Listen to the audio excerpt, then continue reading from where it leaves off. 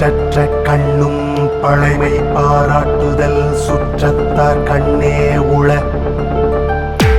விருப்பரா சுற்றம் இயையின் நற்பரா ஆக்கம் பலவும் தரும்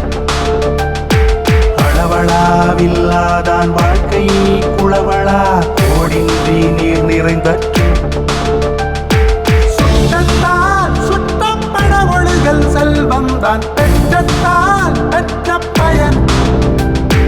கொடுத்தலும் இன்சொலும் ஆற்றின் நடுக்கிய சுற்றத்தால் சுற்றப்படும்